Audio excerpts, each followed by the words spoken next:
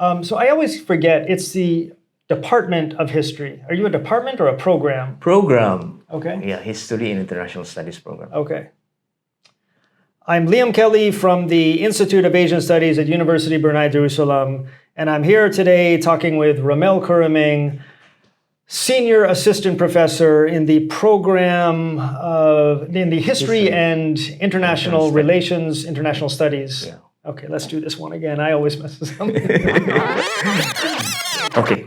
One more time. Yeah. I'm Liam Kelly from the Institute of Asian Studies at University Brunei Darussalam, and I'm here today talking to Dr. Rommel Curaming, Senior Assistant Professor in the History and International Studies program in the Faculty of Arts and Social Sciences here at University Brunei Darussalam, and we are going to talk about power and knowledge in Southeast Asia.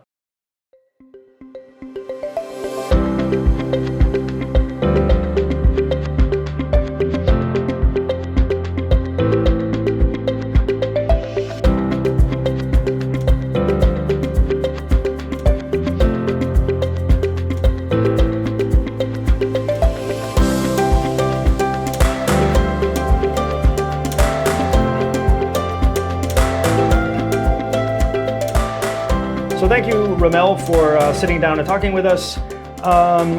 You have published a lot over the past few years on various aspects of Southeast Asian history, but for anyone who's watching who is unfamiliar with your work, perhaps you can introduce yourself a little about where you studied and the type of things you've been writing about.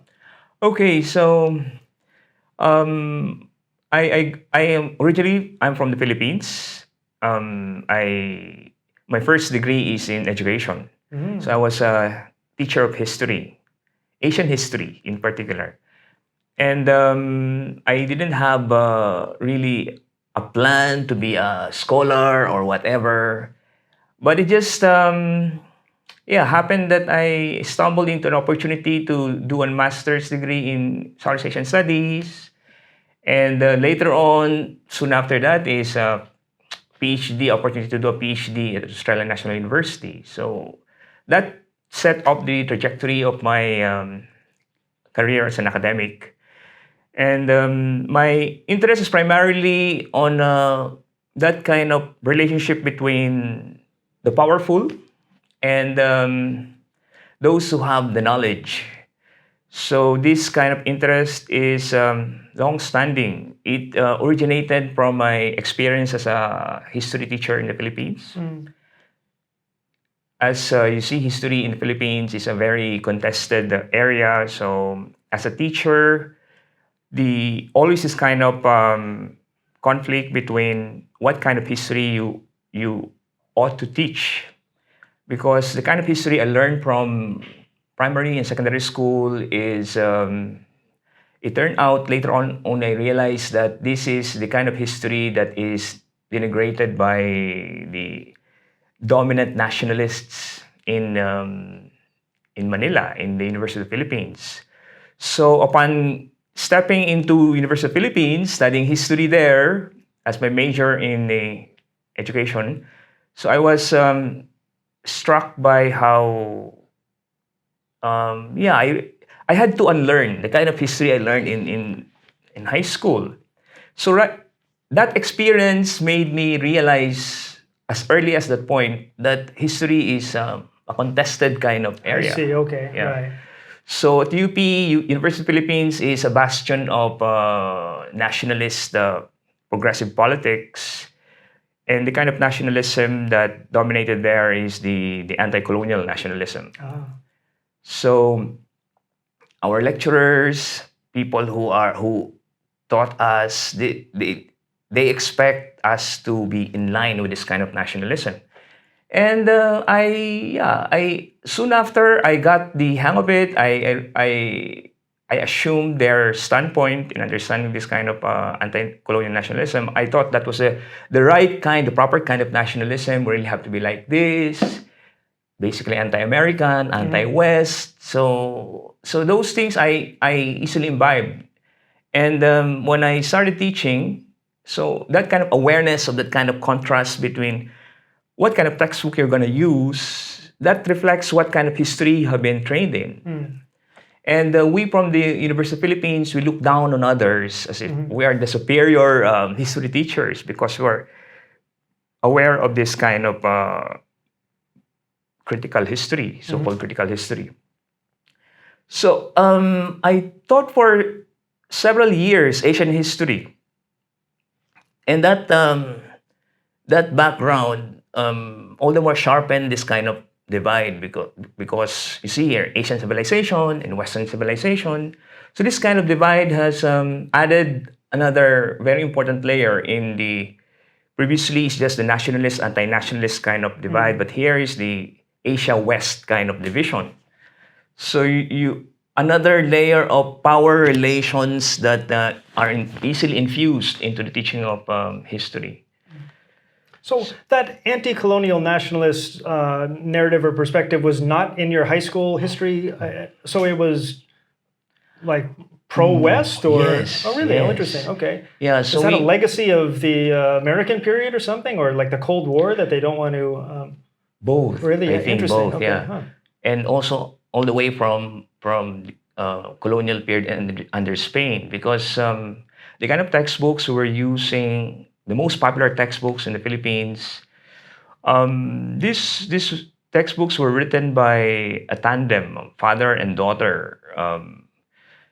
They call it Gregorio Saide and Sonia Saide, and their kind of history is a very kind to Spanish and American, very appreciative of their contribution, and also particularly very Catholic in orientation. So even if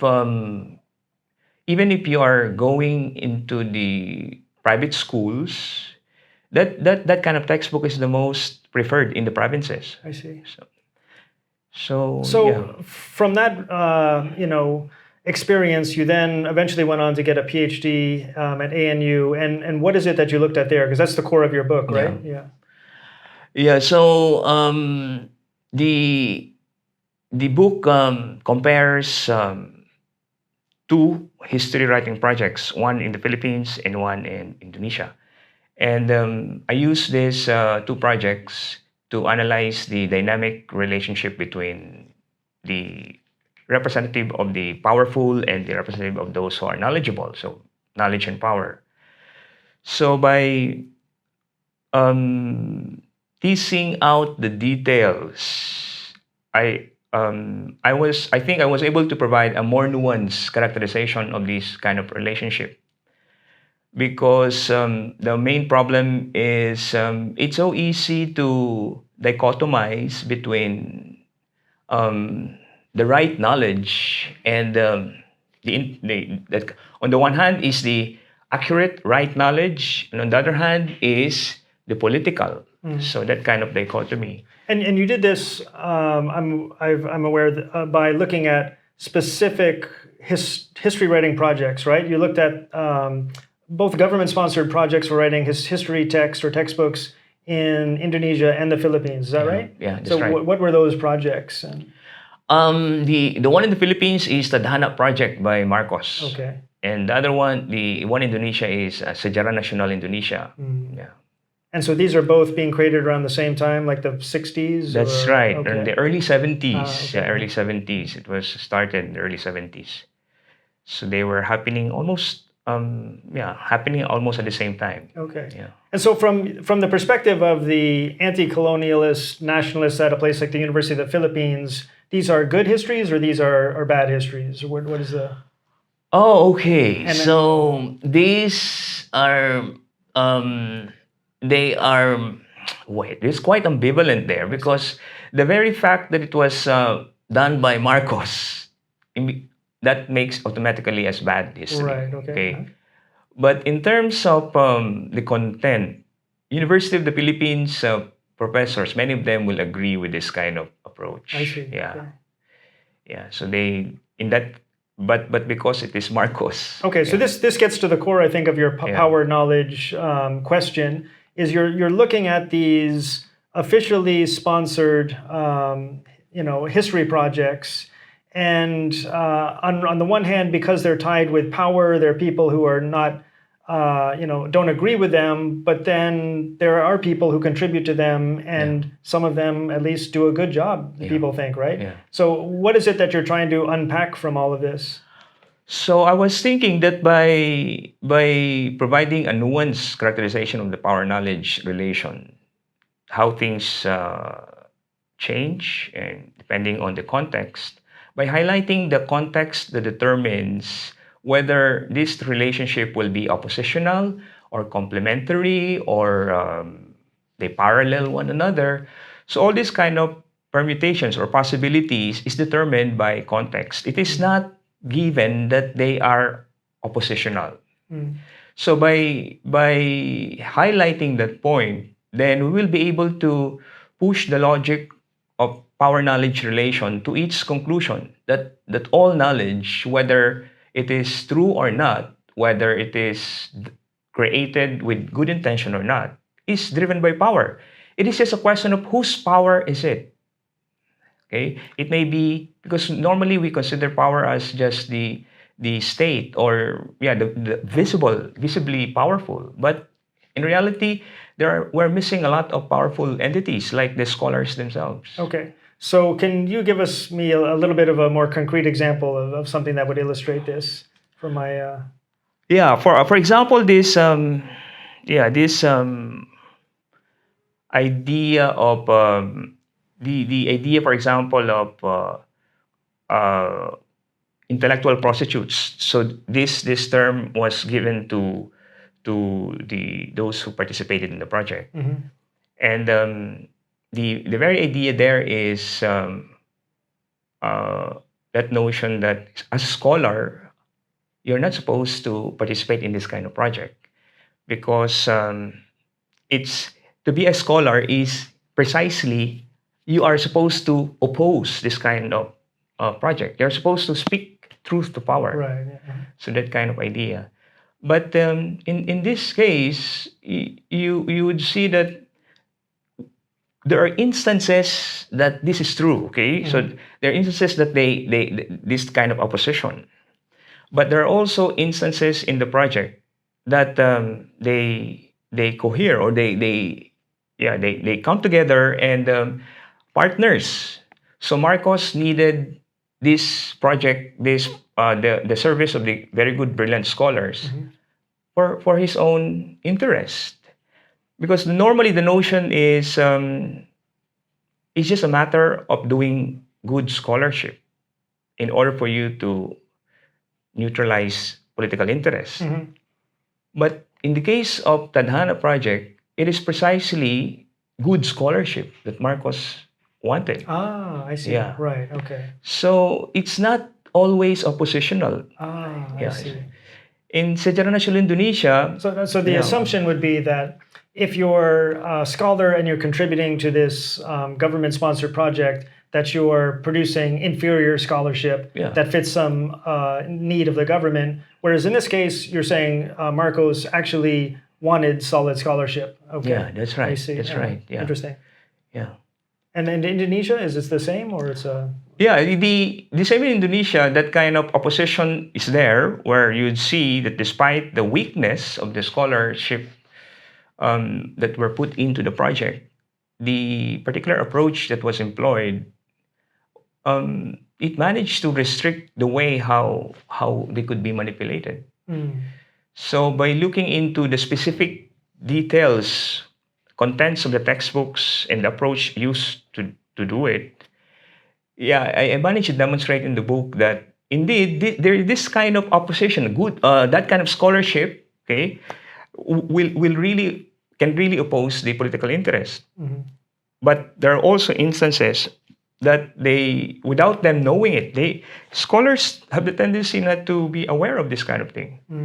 So in the case of the Indonesian scholars, they believe that what they were doing is just a simple service to the nation by writing for the first time that kind of national history. So for the first time, they will be able to write truly national history, and by doing that, they had no idea that they are at the same time delegitimating other kind of nationalisms. So during the time, other groups were fighting for their own kind of nationalism, the Achenists, for example, the Malucons, for instance. So all these kind of other groups, so they had no idea of that. Okay, their main idea is this is good for the nation. I see. Okay. Yeah.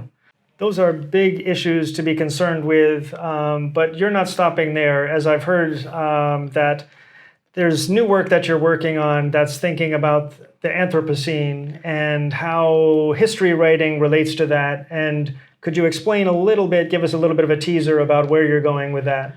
Oh, actually, this kind of my interest in Anthropocene is very new. Okay, so it's just an offshoot of.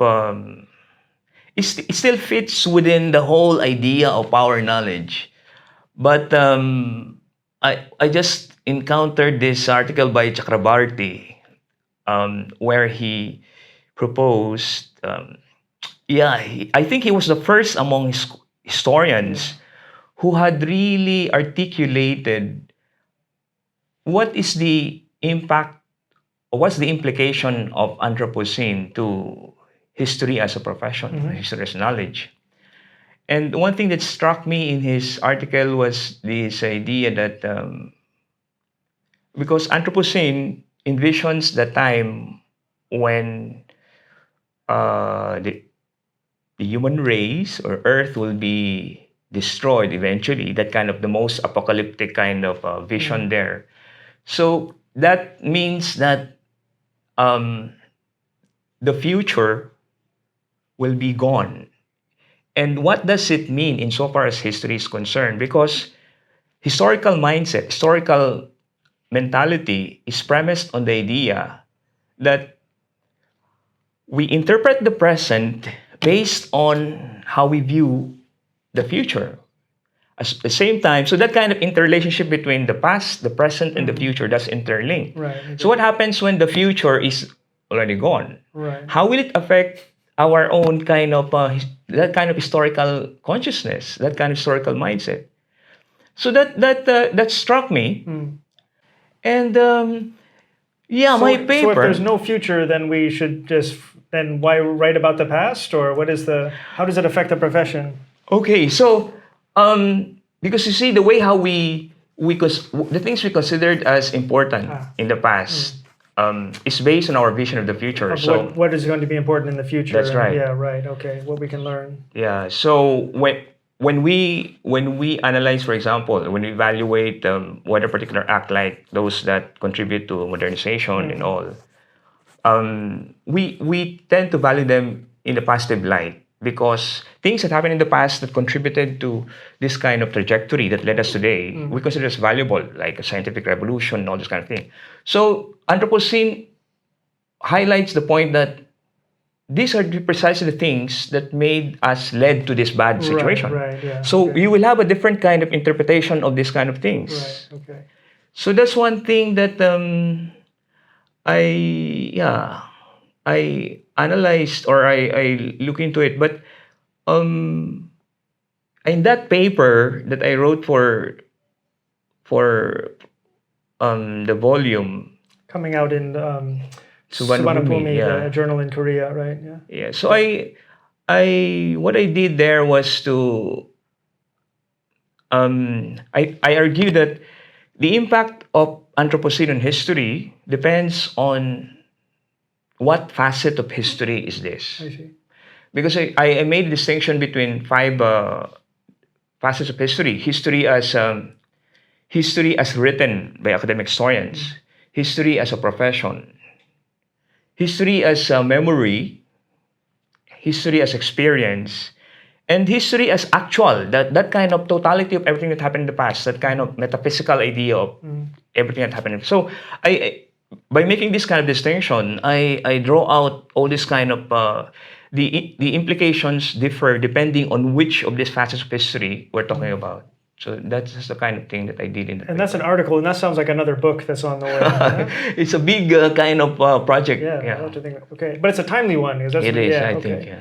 So I think that we're going to have to stop that here and pick up the conversation later to talk more about this. But I want to thank you, Rommel, for sitting down here and encourage anyone who's watching to read Power and Knowledge in Southeast Asia. It's came out just at the end of last year, right? That's right. Yeah. With Routledge, and it's written by Senior Assistant Professor Rommel Curaming of the program in History and History and International Studies in the Faculty of Arts and Social Studies here at University of Brunei Darussalam. Thank you very much, Liam, for the opportunity to share with you and everyone all these kind of things that I'm doing. Okay. Yeah. Thank you. Thank you. And don't stand up right away because you're still tied in here. Hold on a second.